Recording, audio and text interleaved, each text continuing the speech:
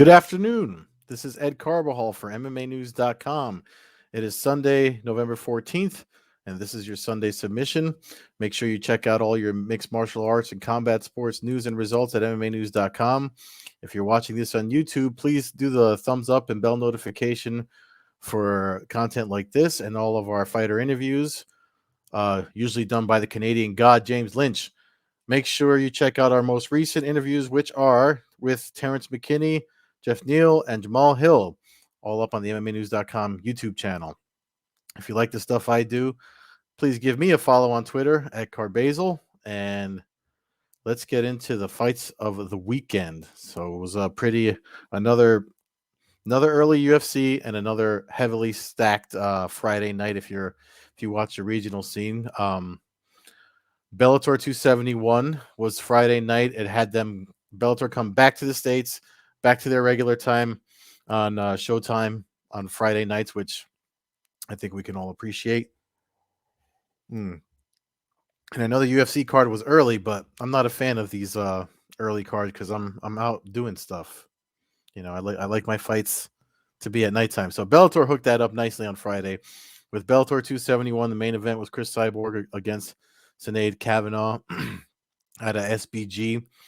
And let's bring that up while we get into that. There's a lot of comments always, people talk about they're just throwing bodies at Cyborg since she's gotten there, which is not the case, because if you go by their rankings, let me bring up their rankings first, because it's worth looking at. They're going to update them on Tuesday, so it's worth looking at them now to see who moves when they're updated on Tuesday. So here's the Bellator.com website, and I have the women's featherweight ranking up. So if you look at the names on here, this is the only name, number 2, Cat Zingano. There's a lot of fights with good fighters still there for her to make, and this is before we even get into the Kayla Harrison conversation, which excuse me, Scott Coker did say he was going to pursue Harrison aggressively. She was cage side on. They were in Tampa. I think that's where the Hard Rock is, right, in Florida, which is where ATT is, and they were there ready to with Kayla Harrison cage side. And interestingly enough, MMA Junkie, shout out to Danny Segura, who got the interview with her right after Cyborg won. It looks like Kayla Harrison needs to communicate with her manager, Ali, who I always mess up his last name, so I'm not going to, but he manages Dominance. He manages Khabib and a lot of the fighters from this region. I want to say East Coast. I was going to say Northeast, but technically Florida Southeast, where Kayla trains with ATT and all them. So it looks like she wants to get in touch with him because she's already got a lot of promotional suitors that are looking to sign her. Obviously, Dana White's probably the one that's not interested, but I mean, this is kind of like seems like where we want to see her.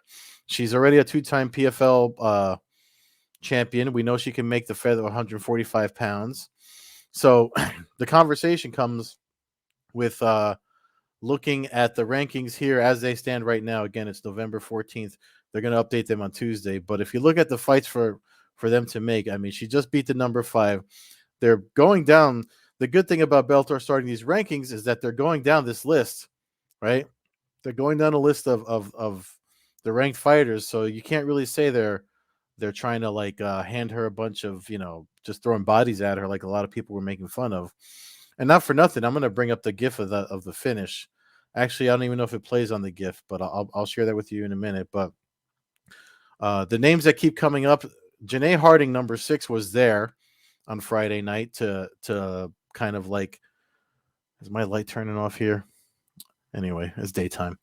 Janae Harding was there on Friday night cage side to kind of stake her claim and be like, listen, I'm here before you start trying to talk about the Kayla Harrisons and anybody else.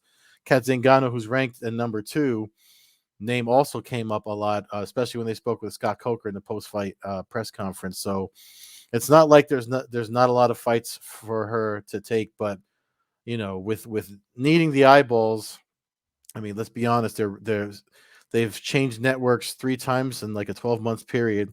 It makes it hard for folks to rally and follow along when they were established so long. It's funny. I just threw my Bellator hoodie that has the Spike logo on it. That changed to Paramount. So they went from Paramount to CBS Sports to Showtime. And I feel like when that happens, if you look at like Combate Global, aka Combate Americas, um, if you look at like what they did, they were on I think they were on CBS Sports. I forget where they were on before they were on Fight Pass, and then they switched to so many places to watch them. It's almost and now because they're on Telemundo, you can't not watch them because they're if you have an antenna, you probably have Telemundo. But that's besides the point. When that happened though, like the Combate is like I want to say, like folks were kind of like forgetting about them because it just wasn't on or they couldn't find it or where they were going to look for it, it wasn't there anymore. And I feel like that's what's happening with Bellator. They only did this this year. We're coming to the end of the year during a pandemic. And I think as things start to settle in and the legs, they get their Showtime legs underneath them.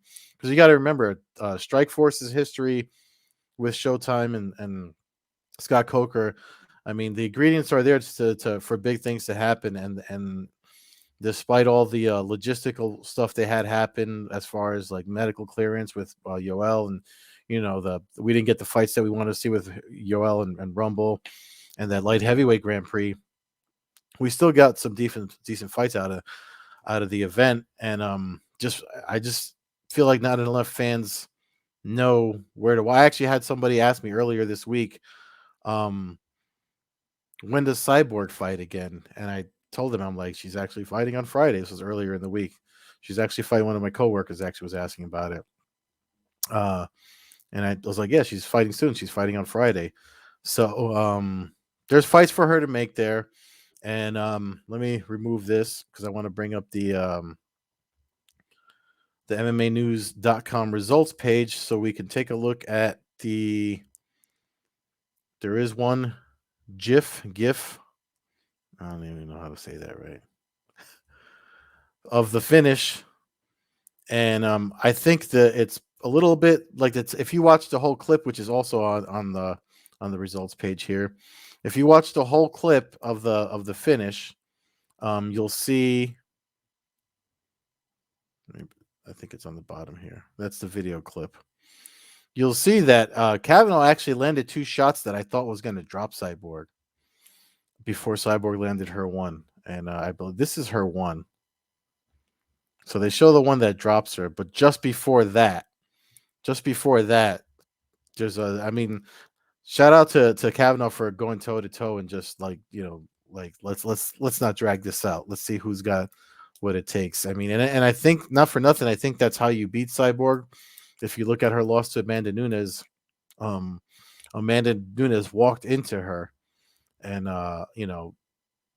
delivered the finish that she got. And I don't know if Cyborg, to Kavanaugh's point, leading in fight week during media, she said she thinks a lot of because of her longevity in the sport and her reign as champion, Grand Slam, holding all the titles at Invicta, UFC, Bellator, Strike Force.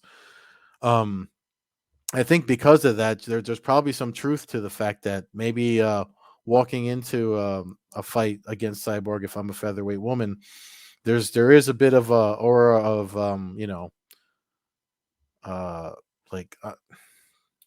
what's the word I'm looking for? I don't want to say scared or timid because they're already fighting for a living. They're not scared. Maybe some apprehension or cause for concern. But the women that don't see it, like I feel like, so if we go back to that to the ranking, like Arlene Blanco's number 1. So I wouldn't be surprised if they do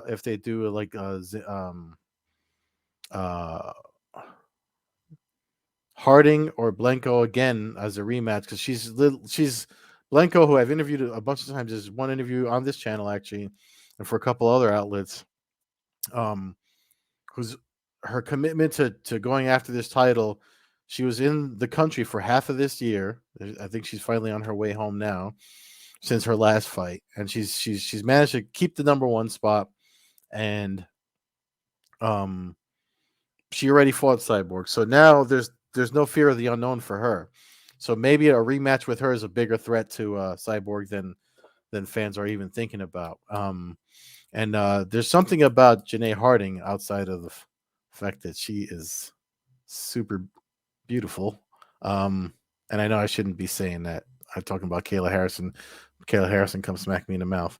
But I mean, I do find Janae Harding very attractive, but that's besides the point. Um, the I wouldn't be surprised. Something about when they asked Janae Harding about how she measures up against Cyborg and anyone else above her, she also seems like super focused. I feel like that's probably not an issue with her as far as like being worried about facing Cyborg. But I mean, she's been the champion for a long time and she was pretty dominant for a while. But she's also the thing about being a long time anything is that sometimes that time starts to expire. And I feel like now you're getting more people that want to test to see what's left in the rest of the career of Cyborg. I think Kayla Harrison's one of those people, and I think Janae Harding is one of those people. So we'll see. I know Scott Coker said he was going to speak with Harrison's manager this coming week. So I mean we might get some fight news for Kayla Harrison not connected to the PFL anymore because she was definitely I definitely sensed some frustration from her dealing with the PFL, especially the way they handled the not doing events during the pandemic when literally everyone else was to the point that she went to fight in Invicta and was going to fight again at Titan before her opponent in Titan was not even ready to fight. I forget what happened. It was someone she beat already too, Josette Cotton. So excuse me. So that's that. Um, and then there's another fight that there's a lot of good fights on the card, but Aaron Pico and Justin Gonzalez.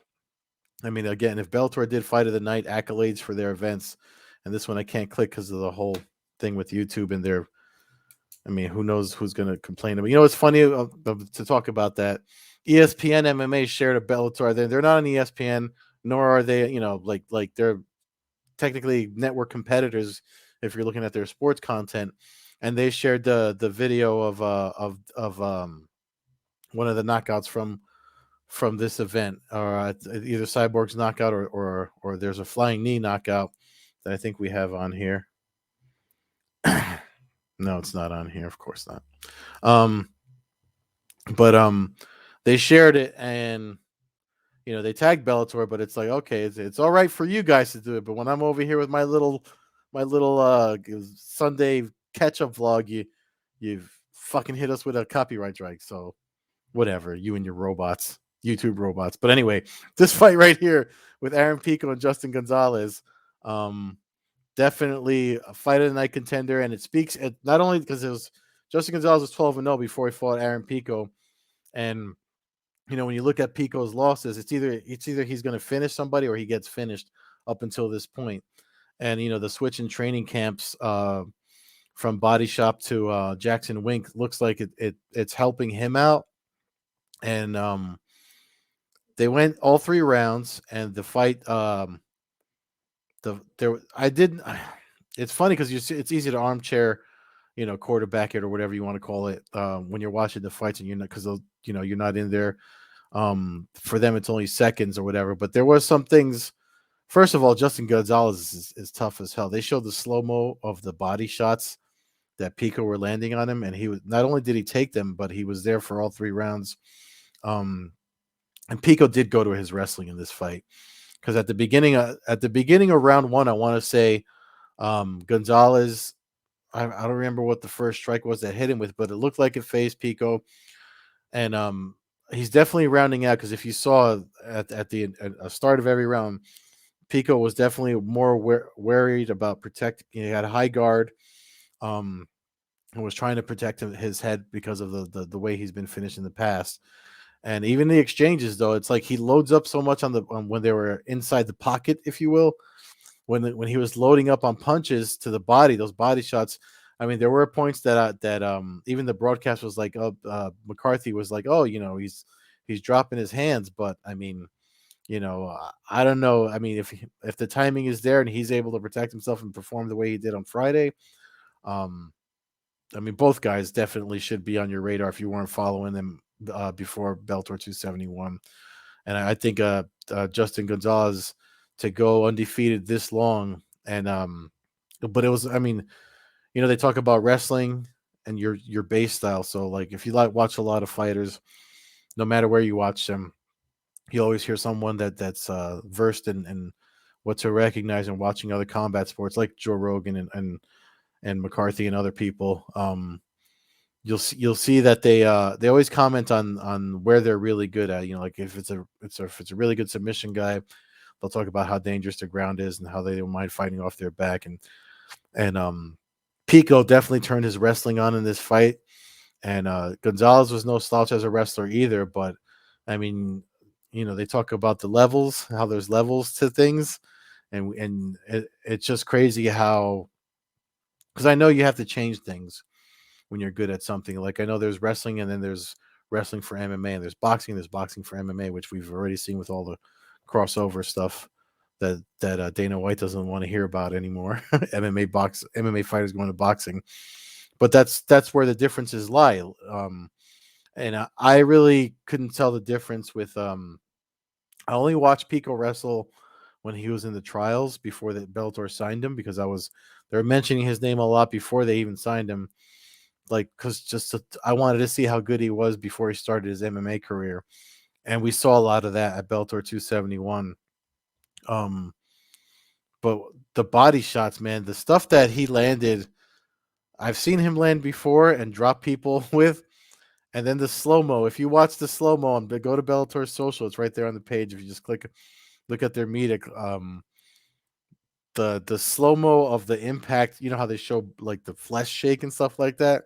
All those body shots did that, and Justin Gonzalez was there for it. So I'm definitely going to be tuning in. I mean, obviously Aaron Pico is like the name that they push, but I'm definitely going to be tuning in for more of the both of them when they fight again. And really quick, one last note I want to mention, because the other popular conversation that came up during, this is the knee that I was talking about, but you have to click this from the website or just check out Bellator MMA's social handles, because it's all over. And one last thing I want to say about this event, as far as Aaron Pico is concerned, because I think I mentioned this too. It kind of connects to the whole Kayla Harrison thing, and when you're looking at who to fight, because he competes at 145. AJ McKee's champ at 145, and who's probably going to move to 155. But um, a lot of people are like, during fight week and after, they're like, oh, are you going to be fighting AJ McKee? And these guys are friends and training partners, like literally grew up together. Um, I think to Pico said that when he talked to MMA Junkie about it. Um, so I mean, there's a camaraderie and a respect. I mean, it's unwritten rule where folks from the same gym, even though he's not at that gym, he still has ties to them, and it's not like they're unfriendly or whatever. And he it's like they constantly, Kayla Harrison too, they keep talking about her and Amanda Nunes, and they constantly have to like it's almost create an awkward situation. Like, by now you should know this, especially if you're covering this sport, right? So like, McKee's probably going to move to 155, right? And they'll do an interim situation. But even Aaron Pico's knowing that he cut his teeth. I mean, he did pancreation and some boxing when he was a kid, but he's from the world of wrestling and still relatively still growing in MMA. So he's super honest about, like, there's a gap between where I'm at and where McKee is at. So that's not going to fill overnight. Plus, again, they're from the same gym, so I guess it makes for popular clicks. I have no idea. I'm an old man. I'm not really connected to what folks are into these days. But the thing with Kayla Harrison fighting Amanda Nunes, they both train together. Like they probably know each other really well. And Amanda Nunes has got the seniority in the sport, and Kayla Harrison's not even signed anywhere right now. So like, why do you keep putting their names together? I'm sure it has to aggravate them. I mean, they try to be nice for the camera and stuff, but it's got to be annoying.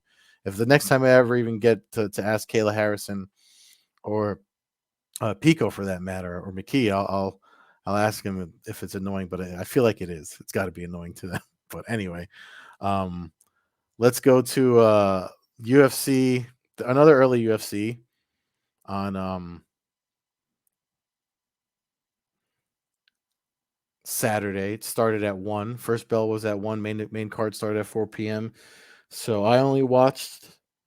I mean, apparently, let me bring it up because this is a whole card that I'll probably watch the rest of this card tonight because this is, how I'm a fan of finishers, and there was mad finishes on this card.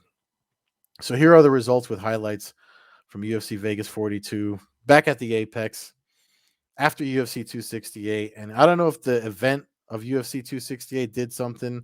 Highlights galore, obviously, if you want to just check the clips of the multitude of finishes that were on this event. I mean, Jesus. I'm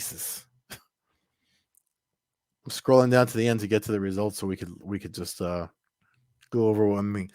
So the fight between, I have to be confessed that I wasn't a fan of this Yair Rodriguez and Max Holloway facing one another. I know Yair Rodriguez probably owns a lot of highlight real estate in the UFC's media library and in the UFC fans' heads because of all the fancy stuff that he does, and he tried to pull some of it here that looked like it was working early in the fight, but he hasn't fought in 2 years, and I wasn't expecting, and I have to be honest and say we're probably not going to see him fighting again anytime soon. He got carted off to the hospital afterwards. And I just like, I mean, most of these guys fight 3 times a year. So, I mean, to the counter, the man that won, Max Holloway. Max Holloway could have sat around and waited for Volkanovski or something, and he admitted that that's not something he wanted to do. He was like, champions. There's a quote he said that ESPN MMA shared, where he said like that's what champions do. They stay busy. I mean, if I can't fight for whatever, he just wanted to fight again. Mm. So, um, that's why I like Max Holloway. I picked him to win. I mean, I had a feeling it was going to go to decision because, not for nothing, Rodriguez is tough. He's a Mexican fighter. They all usually come with that same kill or be killed energy, whether it be boxing or MMA. And so he brought that, and he was doing. It looked like he was going to be a problem for Holloway beforehand, or at least in the first 2 rounds before I don't know, something happened with his foot. We'll probably find out Monday, Tuesday with like the injury report, but they beat the hell out of each other. Um, and it's crazy because when they were talking to Dana White in the post fight press conference about it, even he was just like, that's probably one of, I mean, talking about 2 weekends in a row, they had between Gaethje Chandler, Billy Q, and Burgos, and this fight. I mean, like we're already closing the year out, and you got 3 fights that happened within 2 weeks, Saturday to Saturday. That you could make an argument for fight of the year candidates coming out of one organization, the UFC. So that's, I mean, that is something. And now that we have the results, let's see. This is from the prelims. 1, 2, 3, 4, 5, 6, 7, 8. There's only, I mean, it's easier to count the decisions. There's only 2 decisions on this whole card. So this is definitely one that I'm a little bit pissed at myself. I didn't get to watch live, but that's just too early on a Saturday for me on the East Coast. I got my own training and I got to go help out the folks. So um, it is what it is. Catch it when you catch it, but this is definitely one you want to see. And I would love to play these highlights for you, man, because Rodriguez did his video game Street Fighter shit, and Max Holloway did his whatever. He gets in some sort of flow state when he fights. It's really something amazing to watch. And I don't know what happens now. They both went to the hospital because it's funny because Dana White just seems he just after last weekend with the Chandler Gaethje and Billy Q and Burgos, he's just like Dana White was like we gotta send it as fun as the fights are fun to watch when you watch these types of wars. But when you got to think about fighter health and stuff like, especially now that the UFC's, everywhere. There's UFC gyms, and they're the ESPN pushes all their content, and it's literally a household name now. They're where they wanted to be 20, 30 years ago. So now you have to kind of like, if fighter safety was always a priority for them, but you have to make it more of a priority. So fights like that, as much as they're fun to watch, you have to also be overly cautious and send them. They sent them both to the hospital. They sent Chandler Gaethje to the hospital. Even like Justin Gaethje looked fine, but Dana White was like, you just got to have him checked out because you never know. And fights like that, I always wonder for fighters like Justin Gaethje and Max Holloway. I always think about what's his name, Teddy Atlas, when he says when guys fight wars like that, they always leave a little bit of themselves in the ring or in the cage, for that matter, and they come out lesser than what they were when they were starting in the sport. So, to the point of what Dana White was making at the post UFC 268 press conference and this one about sending fighters to the hospital, I wonder how many more of these are we going to get out of guys like Holloway and Gaethje? Because here in New York, Holloway's been pulled off of when he was cutting weight. Was at UFC 229. When it was supposed to be Ferguson and Khabib. One of the Ferguson Khabib things that we lost. And that week they had pulled in Holloway and then pulled him off of he was cutting weight because they didn't like the way his lips looked or something weird. The New York State Athletic Commission, but they're that cautious because of they had that. There's a one incident. If ever there were a time for a show like Inside MMA that was on Access TV, now's the time to do it. Amy Dash, who was like the legal correspondent, did a really good piece on a boxer that had some head trauma done, and it's probably on YouTube if you look for it. And where he is now, because like the way they handled it was really bad. So because of that, when it comes to combat sports, the New York State Athletic Commission is, people say it's overkill or whatever, but watch that documentary and you'll see why. But what else did we get out of this? This is one I got wrong. Andrea Lee versus Cynthia Calvillo. I thought Calvillo could take it to Lee and submit her by the end of the fight.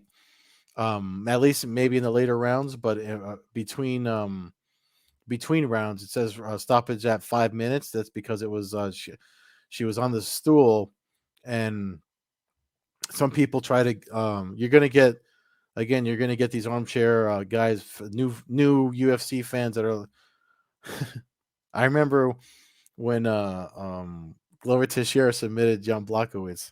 I was watching it. When I was sometimes I watch I'll go to a bar to watch these pay-per-view events, and the guy, when Blachowicz tapped, the guy was like, he didn't even try to get out of it, and the guy was literally must have been 300 pounds, and I just looked at him and I was like, dude, sometimes you just have to tap, and this was one of those times. Like Cynthia Calvillo, rather than do something that could have been long-term damaging to her, if she felt like something was off and she couldn't continue, then sometimes referees, officials, and all these people exist to protect the fighters from themselves sometimes. But left for nothing, women got a little more upstairs than men.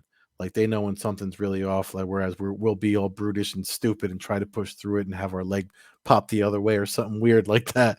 You know what I mean? So shout out to Cynthia for recognizing that, rather than let's not drag her. Let's commend her for being a little bit, forward thinking and protecting her own health, because at the end of the day, there's not many people that'll do it for you. And again, that's why these officials and stuff exist. So I hope I'm not missing anything. Let's shout out to Da Ung Jung, old trading partner of mine from Top FC, Mike An. was actually in his corner, so they opened up the card, and he just came with machine gun elbows and finished this dude in the first round. Crazy fight. Um, Overall, super.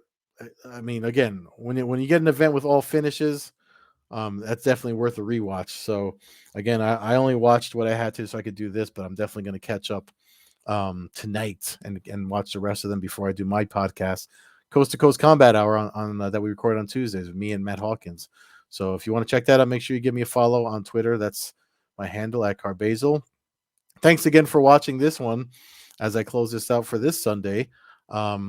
Make sure you do the bell notification thumbs up if you haven't already. And for full results and your heavy UFC news, check out MMAnews.com, where they do a lot of UFC, some Bellator, and other combat sports related things. That's it for me. Peace.